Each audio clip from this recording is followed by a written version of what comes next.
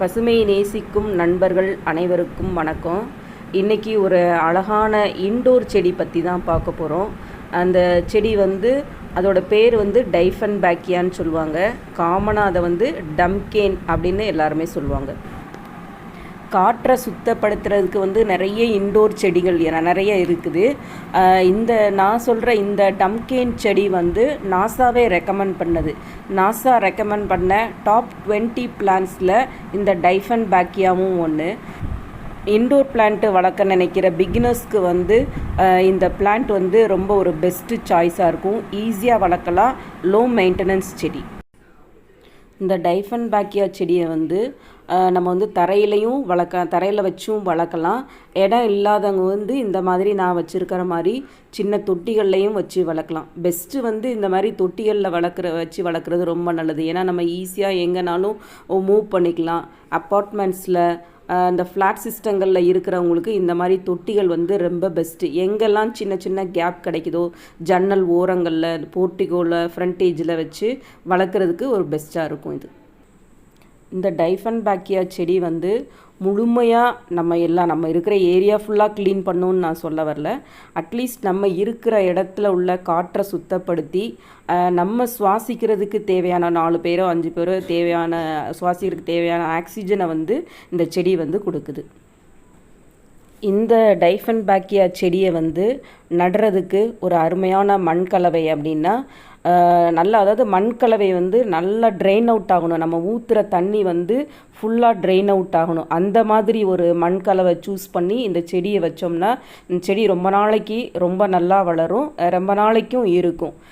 Best soil மிக்ஸுன்னு பார்த்தீங்கன்னா 20% perlite, 20% manure, ஆட்டுச்சாண உரமோ இல்லை மாட்டுச்சாண உரமோ எதுனாலும் சேர்த்துக்கலாம்.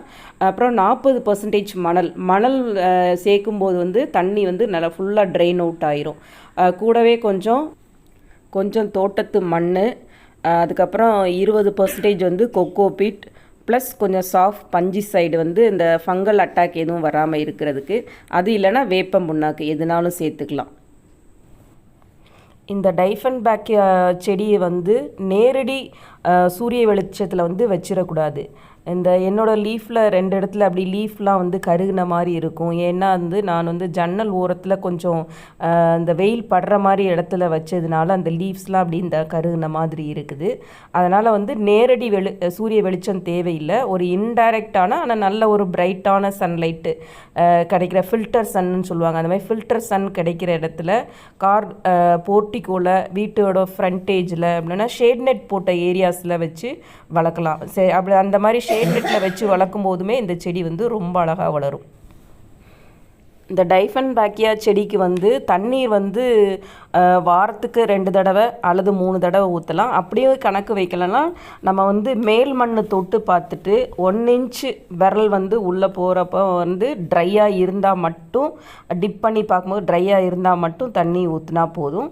அதுக்கு இடையில தண்ணி ஊற்ற வேண்டாம். தண்ணி நிறைய ஃபுல்லாக முங்குற மாதிரி ஊற்ற வேண்டாம். ஓரளவு ஒரு 1/2 கப் அப்படி ஊற்றினாலே போதும்.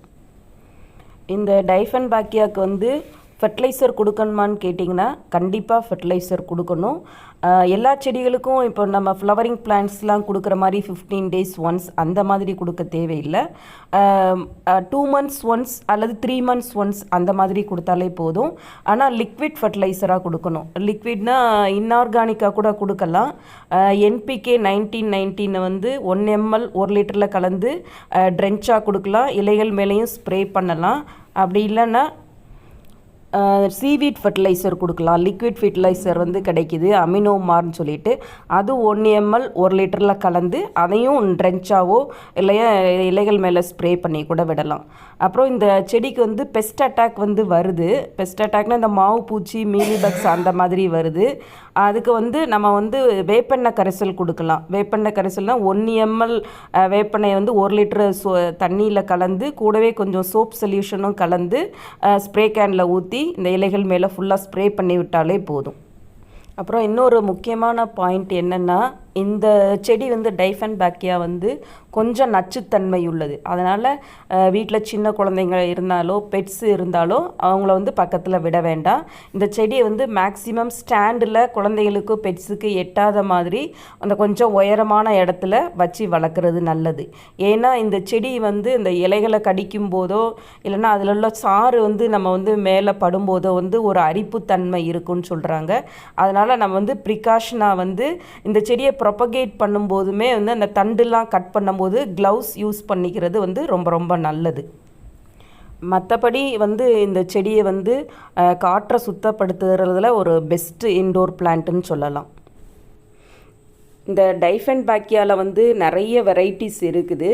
என்கிட்ட ஒரு 5 எண்ணம் தான் இருக்குது.